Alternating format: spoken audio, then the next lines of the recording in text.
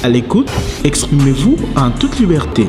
Femmes face à l'élection qui pointe à l'horizon, des mamans Likambo Tokolobela Namanaka à l'écoute ya lilo, tozali na esengo ya koyamba na sanza ya suka esukisi mubu 2022, moisi maman potolobela mambi matali élection, boyebi émission à l'écoute, tolobela kaka sujet mon côté, tokozanga kolobela actualité te, élection solo ezali actualité, mais bolanda qui peut discours ya mokonzi ya mboka Félix Tshisekedi sur l'état de la nation.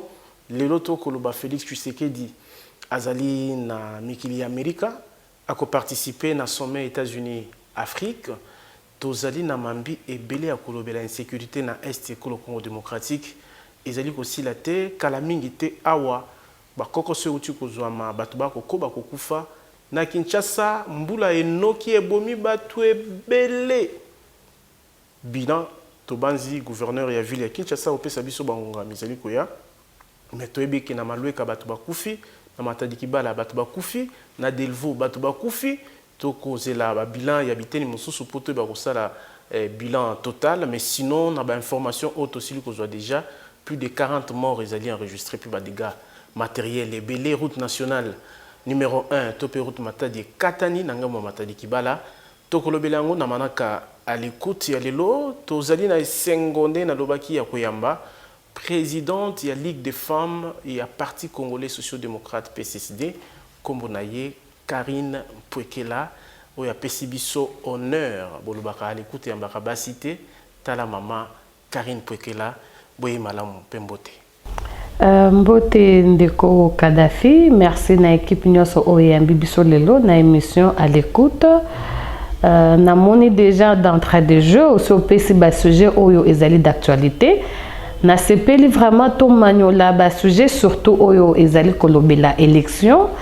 Yamboto kota na vivi ya sujet na biso na pesi oyo azali nano mokonzi ya lingomba na biso tope lisanga na biso ya politique ndeko longo bazili mbote na pesi bana Kongo nyonso mbote mingi bana ya Kashishe bana ya Est Mobimba tozali koloba en tant que ba mama biso toyebaka pasi ya bana tozali elongo na bango solo bozali elongo na bango tokolobela pe mambi etali Est ekolo Congo démocratique kasi pona kokota na ba sujet na biso tolobela nano oyo komi na ville ya Kinshasa sima ya mbula lelo est-ce que toko kobaka mbula nyonso kokundaka bibembe en nombre pona bozangi toyebite ya lolenge ya kokamba po tokoloba bongo parce que ba ndako ebele tongami lolenge elongo banite ba ndako ebele zomi bisiki ezalaki elongo banite tango nyonso mbula makasi ekonoka presque chaque année makambo Congo Kinshasa ekutana kanango ville ya Kinshasa ekutana kanango mbala na mbala ekokoba kaboy.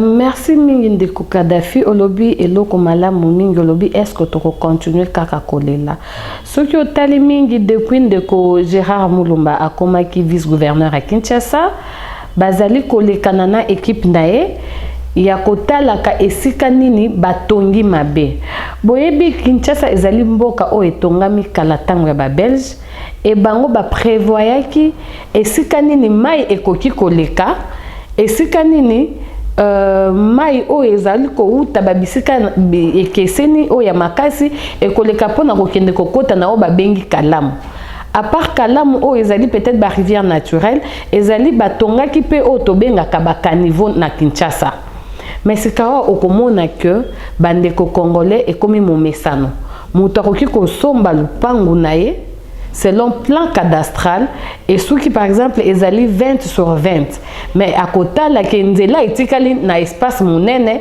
peut-être à quelques 2 mètres na o et kaboni nzela na lupangu na ye basi batie caniveau wana mais batie o babenga kabadal pona kozipa caniveau yako tonga atako boutique atako eloko moko ti likolo ya caniveau wana yango okomona ke soki ba inondation ezali kosalama ezali te que l'état ezali tombo ezali kokonza maté ezali parce que biso d'abord ba congolais ou topé ba kino en particulier tozali koyeba utilité ya ba caniveau te soki batongi likolo ya ba collecteur ya ba mai te okomona ke mutu akoki asali ba déchet na ye na ndako topé asali biloko ya cuisine mingi biso ba mama akokende ko atiki lupangu akokende ko bwaka yango na kati ya terrasse topé caniveau Ce qui est pour la plupart, il y a des inondations. Au commun, il y a des milangi ou ya plastique. Et telemi est belé parce que le plastique pour et koufa na kati ya mabele, il faut au moins 100 ans. Alors, il faut comment traiter d'abord nos déchets pour éviter pe makamba ba inondation. Pour mai so ke zali na bisika ya kokendete pour kende ko boire kamana o ezali ba rivière et kozongi la bebiso. Alors, ezali bisika mususu lokola ba matadi mayo oyo ba mabele ezala kapenza makasite et ezobuka na facilement. C'est parce que il y a des répercussions ya ba mai oyo ezuinzela te et comme kozonga isika ya bato pe ezali ko ezali na malweka. Vraiment dégâts on a toujours déploré en gros. Pour soutenir l'action Jekoko Mulumba a kosa la solo uta azui fonctionnaye azali na kotambola kolandela mwa makambo mais kasi yango penze ko kite poto ko mona kufa ya mutu ezali kama munene mais biso ba bato ba ko kufa en nombre de dizaines. Oui koko mesure no lobby ko kite mais e ko aider ezali eloko lelo to ko mona peut-être mabe nango mais quelque temps après, parce que Bazali Kobuka, ezali pour dégager bisika ya bama iwana et avec le temps je crois que ba service oyo ya ba commune topé hôtel de ville eza comment et s'occuper na ba hygiène il faut ele kaka etala kanga na ebinga na koli na okatanga précisément na Lubumbashi ezali ki na chaque samedi o babande ko benga salongo ezala na mapangu na yo soki baleki ba moniteur ezali boso na yo ezali boucher bakokanga yo bakokangayo okokende kofuta nde amende na l'état na commune ezate ke oyo salongo atako ya bawenzelelo ekomi salongo batu bazali kopesa mbongo ole batu basala musala ya kolongola oyo ezali salite. Je crois que ba action ya ndeko Jekoko ata lelo tokomona ngo mabe parce que bazobuka mingi esika batu bamesana koteka mwa masanga mwa ligablo basala bamoni ke basali mabe mais lobby tokomona ke balongoli ba construction anarchique wana nzela mai ezui bisika ya kokende et ba service ya hygiène et les kaka etalaka comment est-ce que nous sommes en train de traiter nos déchets na kati ya ba ménage na kati ya ba quartier ba chef de quartier o ba bourgmestre ba autonomie sika botala musala yango wana ba commune ezali kokufa. Vous êtes censé administrer des gens et ceux qui batwana bazali kokufa bokozala ba konzi ya banane yango musala oyo ndeko Jekoko azosala il faut ba bourgmestre ya ba commune ba s'approprier nango batala ba responsabiliser pe ba comment on appelle les chefs du quartier les chefs des rues et c'est même ça une utilité de décentralisation ça veut dire pouvoir y a l'état et il faut se faire sentir na ba niveau nyoso.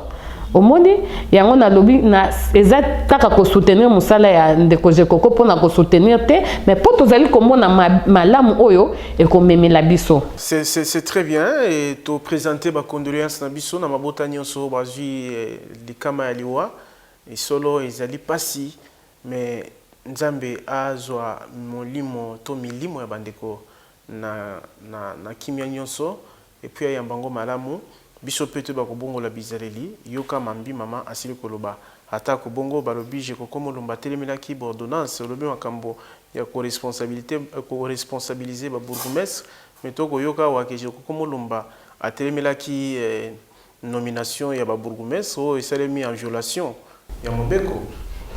Bon, il ne suffit pas à koloba que ordonnance wana et salami en violation à Mobeko.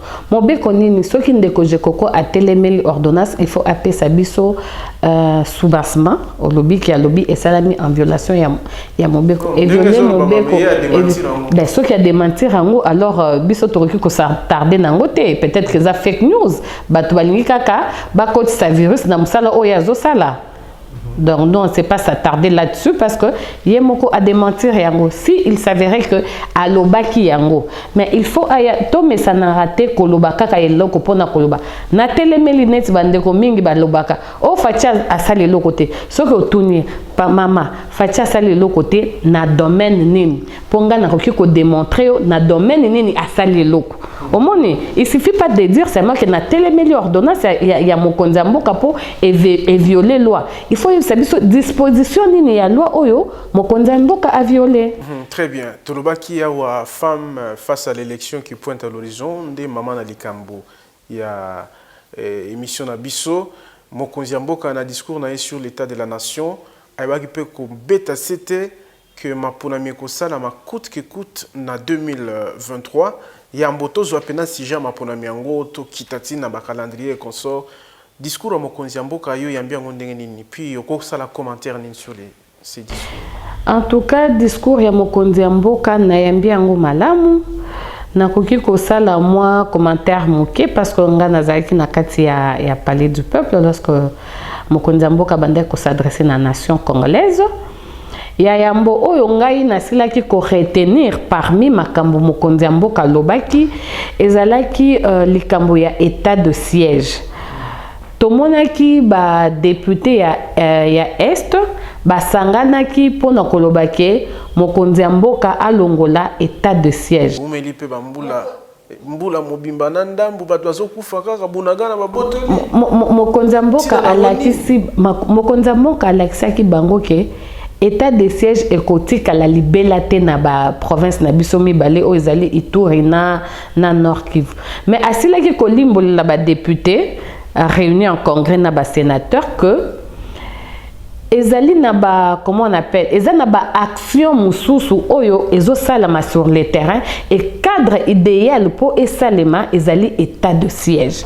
Ndeko Kadhafi okoyeba que guerre ezali lokola malade. Mutu abela ka malade okusutuka ka lelo lamuka ozaliki bien lobi lamuki ka boye o fièvre ndini o ba lobi noza na malaria e yaki na lombango me ekendaka malembe gagner la guerre exactement que to lamuka ka lelo comme baguette magique boy oh mbalamo o guerre na est et non tout ça la lokola bandeko basala kité na tango ya na 2013 o ba belela kibiso ke non d'ailleurs kuto 2013 ba gagner ki guerre na F23 alors to mona ki ska ba bunda kité ezaki ko gagner te ezalaki ba signaki accord bango ba yebi eloko ba signaki pour être ba M23 ba ye bana ko kitisa mando ke ezalaki ko gagner guerre te lelo état de siège wana ozali ko faut yeba pour gagner pour maquiller ta naté de préférence mutu asali diplomatie pour maquiller ta naté te wana ezalaki diplomatie te basalaki diplomatie nde tozo vivre yango na faci wana ezalaki diplomatie te wana ezalaki bato bandimaki kopesa mwa etenzi na biso ya mabele pourvu ke bango batikala ko se contenter na pouvoir na bango nde bazali ko se contenter nango ezalaki diplomatie te diplomatie ya solo nde tozali ko vivre yango na ndeko Félix Tshisekedi lelo nazali ko répondre yo awa bunagana babotola nanu te mais na se état de chaise état de siège bunagana bazui bato bako boma na kishishe kuna utu ko kabola pasi ya bandeko ya kishishe récemment kutu awa donc après une année na ndambu état de siège na kishishe babomi plus de 200 personnes yango nazali koloba na yo état de siège eza na ba avancer nango eza na ba apport nango na kati ya partie est na biso d'abord apport ya liboso état de siège avant eya tozaki na ba groupes armés ebele or pona ko rééduquer ba groupes armés wana tozali ko bunda kaka na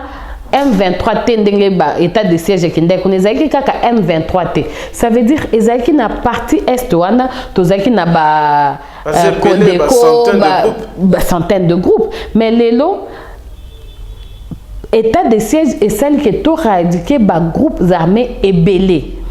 État de siège est apporté bisonine.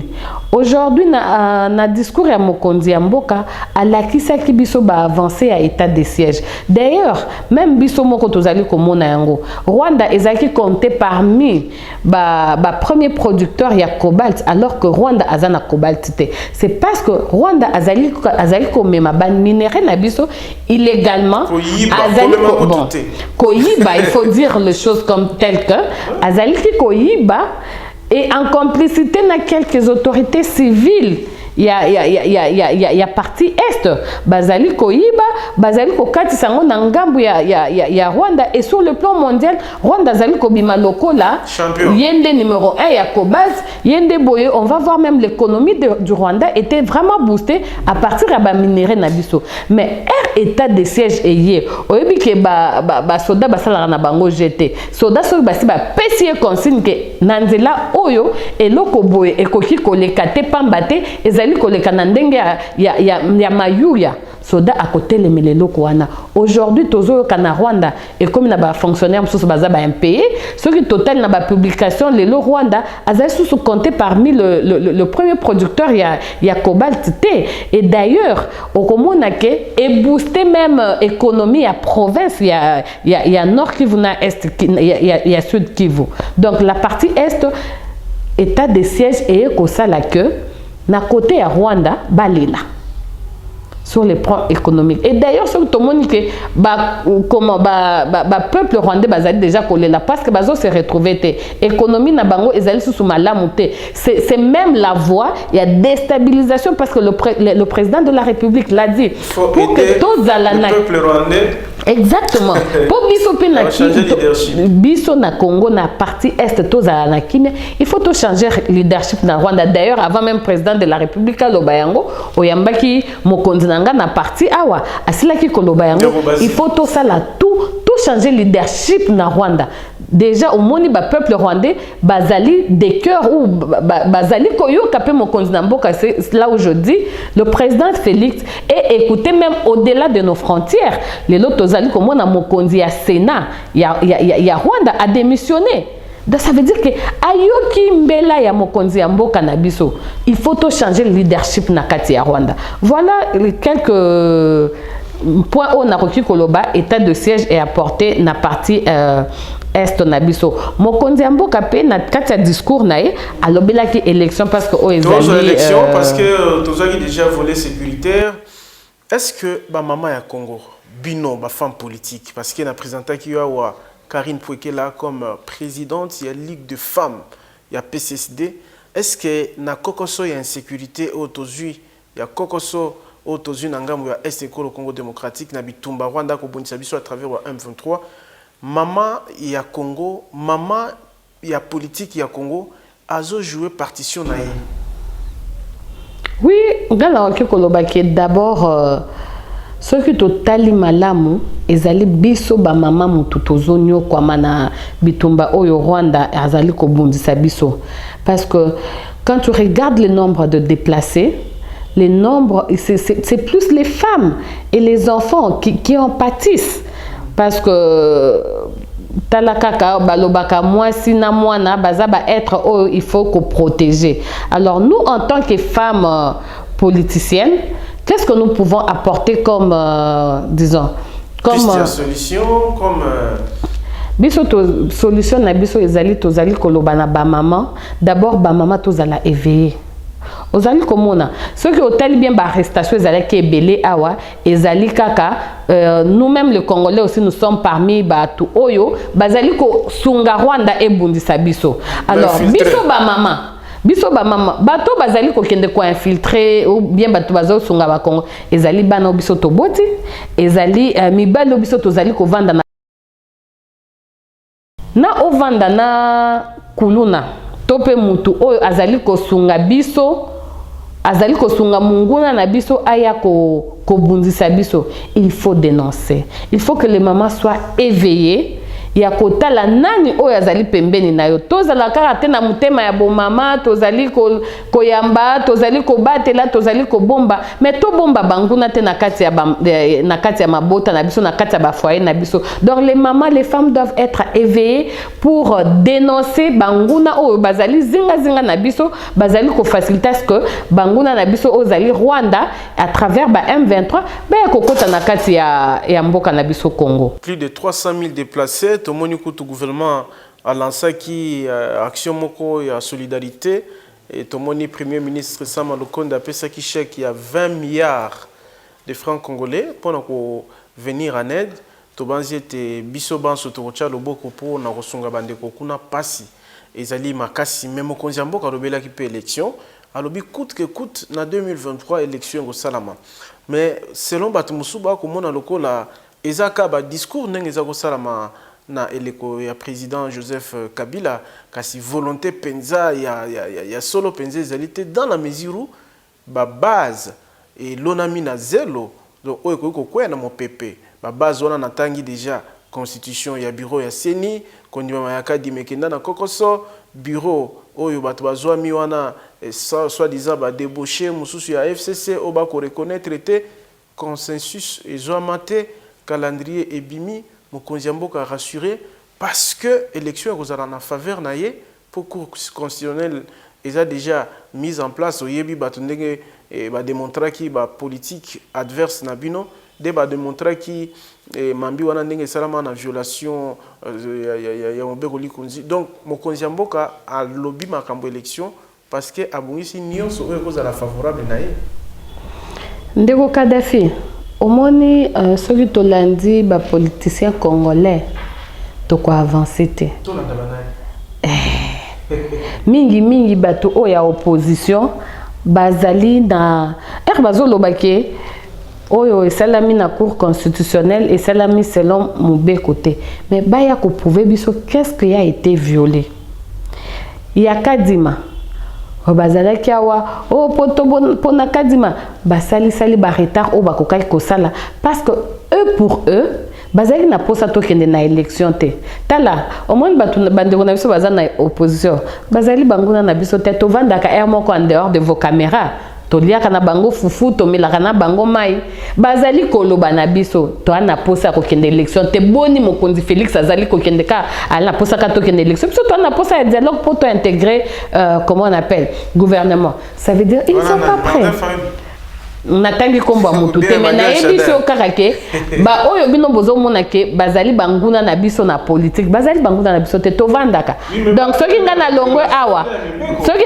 awa na okende tokokutana na bango tokolia tokomela tokosolola o tokosolola na bango en dehors de vos caméras ils ne viendront pas vous le dire donc c'est pour dire que batika distraction train ici eza déjà na marche je souhaite ça train eza na rail okukweya okukufa ba se préparer c'est le moment ba kende bazaki oh calendrier bimité mais c'est quand tous na calendrier ole ba vanda ba banda koloba ote bazali ko préparer échec na bango eza lokola élection elekaki élection eleki après élection ote nga mtu na gagner ba élection OK lokola pe loi et prévoyait ma camunio sur ce que monique yo muto gagnaki yaka na preuve na yo o prouver comme ça bazong c'est la victoire na bati quel autant yaka na preuve yaka na papa ce qu'on a preuve na yo bazong c'est l'otendeni to monaki batu mususu ba député mususu net député na biso ya PCS den de Corée place azali na PCM Mbote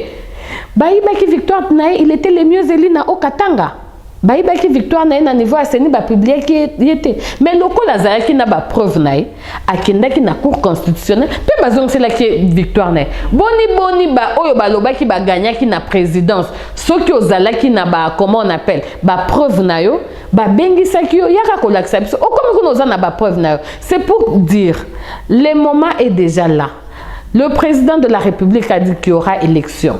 La CENI qui est l'organe technique assez abîmé c'est le calendrier. Mais pourquoi vous êtes encore en train de douter que l'élection est causalité? Bon, comme déjà qu'on anticiper, oh, Asali Boye, pour Ayebi que, à gagner, à Bongisi déjà pour la faveur, non.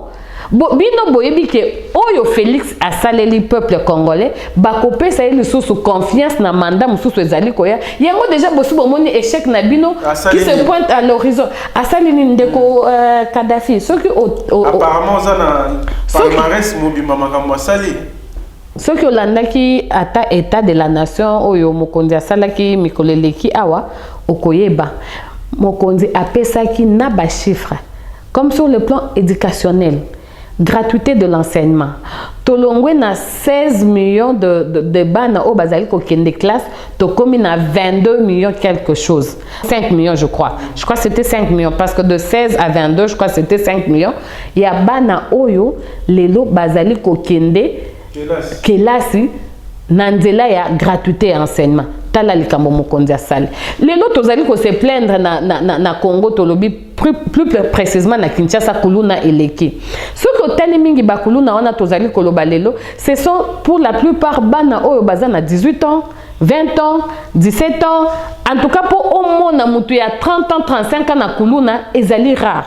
Ça veut dire ce sont des gens oyo bana o bazwaki éducation de base te oyo ndeko Kabila pendant son règne apesaki bango chance ya kokende classe te nde base lancaki na kati ya balabala kosala makambo oyo esengeli te. Lelo awa mokonzi ya mboka non seulement azo prévenir à long terme oyo ezali kuluna na kotindaka bana mike na nzela ya kilasi, mais alobi ba o basi bakomi bakuluna tokosala na bango nini a récupérer bango baki na service national bakomi bâtisseur. Aujourd'hui pe alobaki yango na kati ya discours nae azali kosala tout akopesa moyen nyonso na service national pour a redynamiser service wana. Ezali eloko oyo ndeko Félix a créé te, mais eza eloko ya kuti, mais lokola za na bolingo ya ba congolais tela ndenga zali kotele misango gratuité de l'enseignement ezali loi oya salité ezali loi oya ezali na mubeko likondi na biso bambula na bambula. Mais pourquoi ils n'ont pas appliqué ça? Mokonzi ya mboka lelo aye kokuta, moi j'ai ma belle-mère qui est veuve militaire, akuti ba veuve militaire na salaire ya 30 000 francs oyo ezali lokola 15 dollars. Lelo ata kotolobi ezana no ebelete, mais bakomi na 285 000 francs congolais ndeko Kadhafi. Mutu ya bongo nde bolobi ke batona bako voter ete mwana oyo akufela papa na militaire, mama na ya bandaki kozwa 15 dollars, mama na ya avoisiné ba 150 dollars, 10 fois plus que oyo bandaki kozwa na mwana na mama. Soki mama na za na bana 5 baza majeur ba opesa mokonzi ya mboka ba vote siko mokonzi ya mboka kobanga kokende na maponomi ndenge nini. Mais calendrier otukoloba wa batebele ba koloba que calendrier za na ba contrainte oyo Seni a créé na yambaki ndeko Mike Mukebai on a kotanga na mabete alobaki que Seni a créé mabaku mabeye moko na kati pour likambo lokola misolo maponami ezali mbula matadi ya Kongo nde ya kosala na nzela ya Seni. Siko maponami ezanga su makoki misolo ezanga susu ba contrainte mosusu ezali na yambaka pe mokonzi ya parti congolais socio-démocrate Basil Olongo alobelaki makambo ya ba distance entre ba bureau de vote na ba résidence ya ba électeur ba eza mal géré na ba entité ebele nyonso wana, et puis lisusu batie pré-enregistrement likambo wana bato bakobanga ngo mingi babi ko profiter na fraude na timing ya enrôlement 30 jours na lokwa na kana opérationnel moko 30 jours ya pamba. Ndeko Kadhafi likambo olobi après enregistrement yango wana il faut soki moni biso ba politicien to vandaka kaka na ndako te to zala ba politicien ka ya balabala te ya oyoki lokola na tango ezalaki ya ba polémique générale obimi we rabeta ki jiba bekta ki bitumbe bandi oyebite muzindo likambo tala likambo ya après enregistrement ngai lokola moyi politique nazalaki na oyo senia bengsaki lokola cadre de concertation na ba parti politique na ba société civile alobi boye pour na ko gagner temps apesi possibilité na ndeko Kadhafi lokola zana android na ye avandi na ndako na bango asali o babengi pré-enregistrement na ye, ça veut dire au commis déjà kombo na yo mbula na yo village na yo makamu nyonso. Mais écoute na kati ya fichier ya Seni te. Pour écouter na fichier à Seni, il faut se présenter devant les bureaux d'enrôlement. Ba opérateur de saisie à Seni, nde ba koyana o ba ekobimisela o na kati après enregistrement nango code QR. Okokoma nango bango ba checker code wana nde bazui ba donner na ba code sango na kati ya fichier. Maintenant siko yebisanga soki osali pré-enregistrement na ndako no ata osali yango 1000 et que on se présenter devant bureau à Seni te. Tricherie za wapi okokota na kati ya fichier ndenge nini likambo oyo mokonzi nanga lobaki ya ba éloignement ya ba bureau de vote na ba enrôlé ou soit ba récurrent na kati ya ba résidence na bango. Je crois que Seni ayokelaki pe Seni a prévoir o ezali bazobenga ba tente. Ça veut dire bakotala Seni atiaki moutaroki koleka 10 km pour akende ko se faire enrôler. Mais ce qui a monique, il y a des gens qui doivent faire par exemple 15 km. Ça veut dire na entre distance il y a 10 km et 5 autres kilomètres, Seni a prévoir ba tente. Je crois que mon konzanga est parti ayokamaki na bakonzi oyo ya seni pe basi prévoir mesure wana et de ce côté là ça sera réglé. Likambo mususu olobaki par rapport à enrôlement et échappé ngandambo, mais je voulais bien répondre à ça. Nalobelaki kokoso ya misolo. Ya misolo. Ça veut dire muto oyo oyambaki aye koloba na yo likambo ya kokoso ya misolo azali lokola ba député oyo na kati ya parlement soki akei akolala akoyoka makambo ndeko président akoloba te to pe baninga na yo o bakoleka na perchoir bakoloba ya koyoka yango te papa parce que likambo ya misolo wana ndeko kadima ye moko te nalobi nanga teke basali mabe nazoloba kaka nazo comprendre que l'électeur ba bata ko voter ndeko Kadhafi ata mwana classe soki akoti classe olia landa leçon alali pongi lobi soki mon professeur a tuni leçon na biska ya lala pongi akokangelo te parole bake wana to tanga ki yango te. C'est pour dire que ndeko oyo yambaki alobi na yo ke kokoso ya misolo ezali na seni akosio parce que ndeko kadima alobaki yango tozali lisusu na kokoso ya misolo te. Gouvernement assez azwaki ba disposition financière. Papa, est-ce que pour ceux qui ba pesi ndeko kadima autonomie financière, ceux qui a lobby déjà kaza na kokoso te, c'est que azu oya bandaki koloba. Ndeko oyo yambaki alalaki na séquence wana ya leçon professeur abandaki kopesa na classe yango échappaki na examen à raconter de n'importe quoi. Donc il est venu sans pour autant avoir une information. La CENI avait dit en ce qui concerne le financement, la question est déjà réglée. Karim Poekela na ba maman ya PCSD bazali prête ya ko affronter l'élection terme na biso ya monene zaki yango atako to ko lobelango to ko zwanda mundambu ne to ko ken émission. Mais comment bino na PCSD, bino ba maman, vous allez se préparer pour affronter l'élection en 2023 où ils ont comme on a déjà trop serré par rapport au calendrier où PCSD battant mouké. Biso tozali ko se préparer au bongate que na 2018 tozali ki pe lisusu ba candidate. Malheureuse.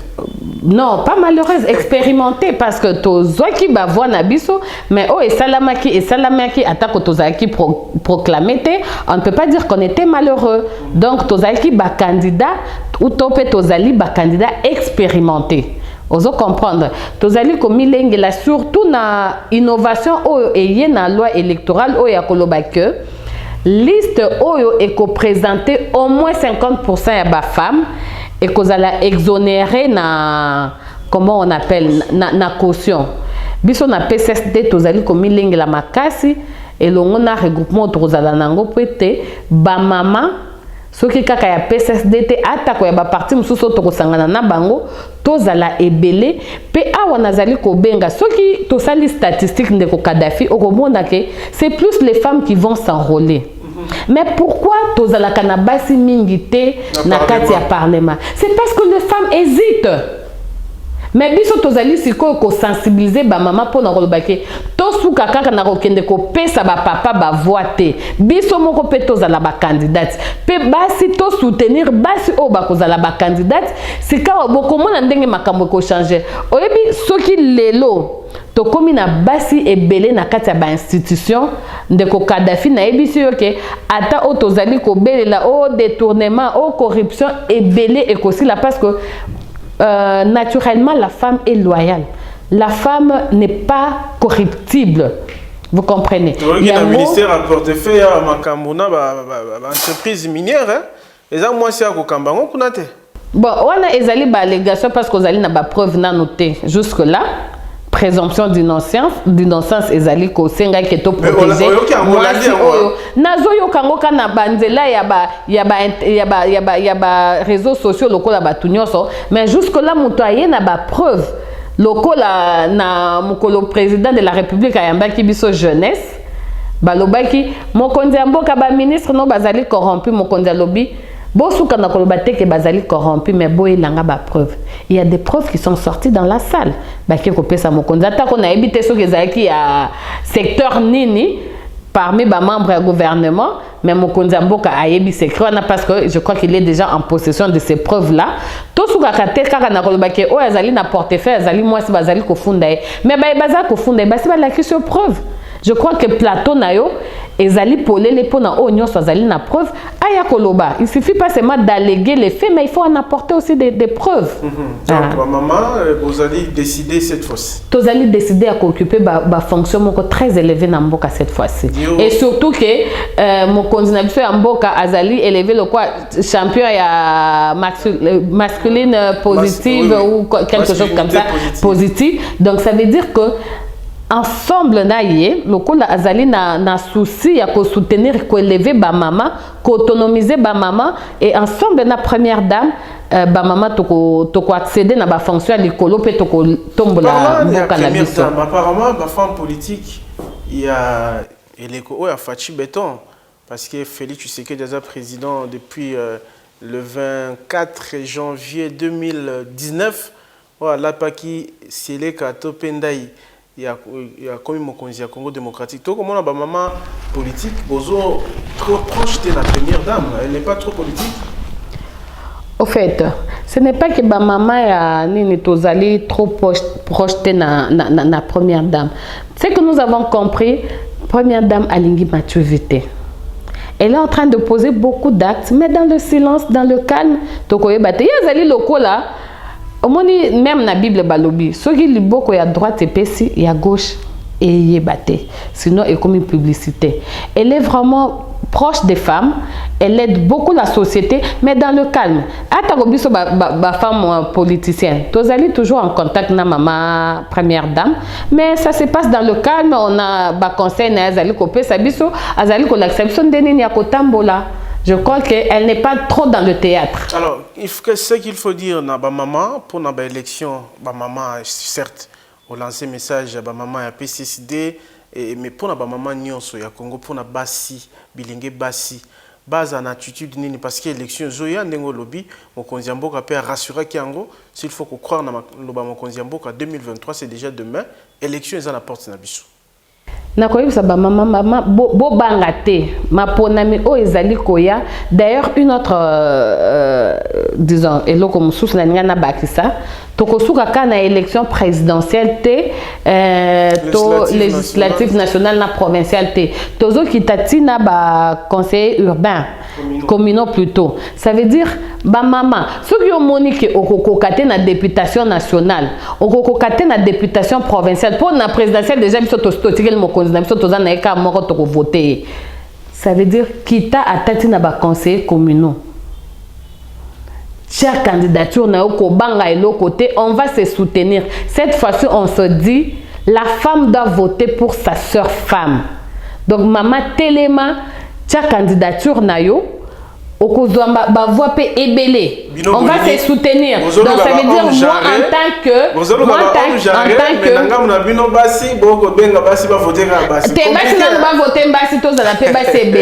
comprendre. Oui, ngana no baka mikolo so ke parité ezali ba mama bazela yango lokola plateau te bakoye la biso na comment na maki bakoye la biso lokola plateau tozolia il faut to bunda ça veut dire maman yo ozo se sentir capable de requérir la députation nationale pour hésiter. Landa likolo ya mama Karine Pokela yaka to na députation nationale ngalo kwa na koza na députation nationale na ko ete ndeko na maman ya za na députation provinciale to ko sala elongo na ko ete maman o ya za na nini ya conseiller communal na to ko sala na ye elongo omoni sika na zali ko ba ke ba mama botelema. D'ailleurs ezali occasion na ngai ya koyisa ba mama na ngai ba mama ya sekuna ya selembao ya kungu okochaka libana funa naza kama na funa papa na ocha sur libaya wapi wengine kendo bibisika ba yebinga sali na funa te ba mama na ngai ya funa ya selembao enrôlement ya moto telema ebele na bana na biso baza déjà na 18 ans na ba oyo ba kokokisa 18 ans tito koma le 20 décembre 2023 botelema. Enrôlement ezali ko banda le 24 décembre awa sous décembre le 24 tozala tozoki mais la mois fête ya Noël boina boto le 27 le 26 ba mama na koya tokende ko s'enrôler tokende ko zwa ba carte mama tozwa ebele poto la ba papa ke biso topesa rabino bokonzi cette fois-ci totelemi pe toko konza elongo na biso. Donc ba mama bolala te botelema des élections se préparent déjà maintenant. Ceux qui osent carte na yote, on voter maman Karine Dengene. donc botelema bamama ya bumbu ngiringiri selembao kasavubu bandalungwa ngiringiri kalamu botelema bokende kozwa bakarte d'enrôle bataille ozala ride pardon bataille ozala makasi bitumba mapona ezala terrible ezala kaka makasi papa tokitsaka mpe maboko te oyana bachampion na bino mpe ya kote kuna ya funa surtout que déjà bamama bayebeli ke bayebakendeki fo bayapesa biso bila basalelaki biso nini na bomoni bamosusu bayaki na po ya meme nzoka ndenge bopesi bango bavoi bakomi bankoy boyebi bango na ntangi nanga bakoma boyebi bino moko bato yango awa okomodiabolize bato balala bapongi nanga motu te nalobi kaka yo ozolala pongi ata moko nini professeur azopesa ko moko bakotuna na examen oloba nini oh apesaki te alors ke bapesaki olalaki mama botinda bato te mpo bakende olala pongi moya balobela bino ekozala te bozwa nde oyo baza na monoko ya koloba pasi ya population tomona bakufaka ndenge bakokufa na Kinshasa plus de 50 bakufi na guerre te kama ya mbula bato bakei bozwa bato makoki oyo bakobunda mpo tokende liboso mama Karine Poekela totondi oyo botondi tobanzi ete émission suki awa. Merci beaucoup de Kadhafi. Merci Nabino Bandeko Balandi bolanda biso avec beaucoup d'intérêt surtout toyambi maman toyambi mwasi na présenta qui est Azali présidente de la Ligue des femmes ya PCSD parti honorable Basile Longo Pongo na ye tolobeli mambi manso oyo ya maponami tolobeli insécurité tolobeli pe vie sociale na biso ata kotozui makamba wenza matali kibala te ozo vimbisa bana monga fula mutu nazali moko na bao ya communication ya Inyasak. Bien entendu. Collectif des communicateurs ya Inyasak. Merci beaucoup maman Karine a complété biso azali na collectif ya ba communicateur ya Union Sacrée et bino bayi. Très bien. Nandeko Donald Kabasele nde mokambi ya likitawana totondi Fabrice Ndekani totondi Héritier Mbulungu totondi Gianni Kodia Joseph Yani Bokumo na Canada puis bino bayi banso joyeux anniversaire na ingénieur Patrick Mbumbu di GKC wazali ko souffler na bougie moko le plus na bomo inaye biso na bino tokutani mikolo mizali koya na invité mosusu botikala na kimia.